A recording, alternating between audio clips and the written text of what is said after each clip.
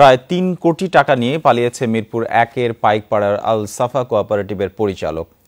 ফেব্রুয়ারির ১ তারিখে গ্রাহকদের টাকা ফেরত দেওয়ার কথা ছিল সমবায় এই প্রতিষ্ঠানটির, কিন্তু ৩০শে জানুয়ারি রাতে পালিয়ে যায় প্রতারক ইমাম হোসেন। প্রায় ১০ বছর ধরে প্রতিষ্ঠানটি পরিচালনা করছিলেন তিনি। তাকে ধরতে অনুসন্ধান চলছে বলে জানিয়েছে পুলিশ।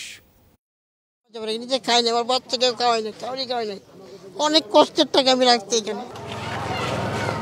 আব্দুর রহিম হুইলচেয়ারই তার চলাচলের একমাত্র অবলম্বন। সুবিধাবঞ্চিত এই মানুষটির জীবন চলে সাহায্য আর সহযোগিতায়। আর সেখান থেকেই ৫-৬ বছরের চেষ্টায় অল্প অল্প করে আল সাফা নামে এই প্রতিষ্ঠানে জমিয়েছিলেন ৯০,০০০ টাকা। চেয়েছিলেন সেখান থেকে পাওয়া লাভের টাকা দিয়ে চালিয়ে নেবেন নিজের নিয়মিত চিকিৎসার খরচ। প্রতারণায় হতভাগা আব্দুর রহিম এখন সর্বশান্ত। আমি তো মনে কিছু করতে পারি না, আমাকে মানুষের টাকাতে পয়সা দেয়, অনেক কষ্টে জমা রাখছি। ৫ বছরের টাকা আমি এইভাবে তেল করে জমা রাখছি।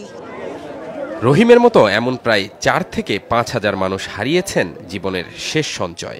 তাদের চোখের সামনে এখন অনিশ্চিত ভবিষ্যৎ। জানুয়ারি ১ তারিখ আমার দেওয়ার কথা, ৩০ তারিখ থেকে ২৯ তারিখে ভাগছে।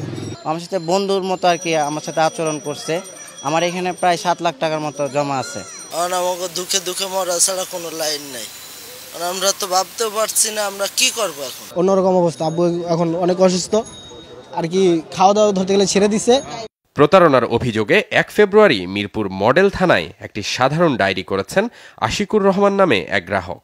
আমরা কল লিস্ট চাইছি, ওনার অবস্থান জানতে পারলে অবস্থান অনুযায়ী তারপর উনি তো মামলা করেন। আসলে জিডির বিষয় তো জিডি করলে আমরা সাধারণত এমনি ধরতে পারি না।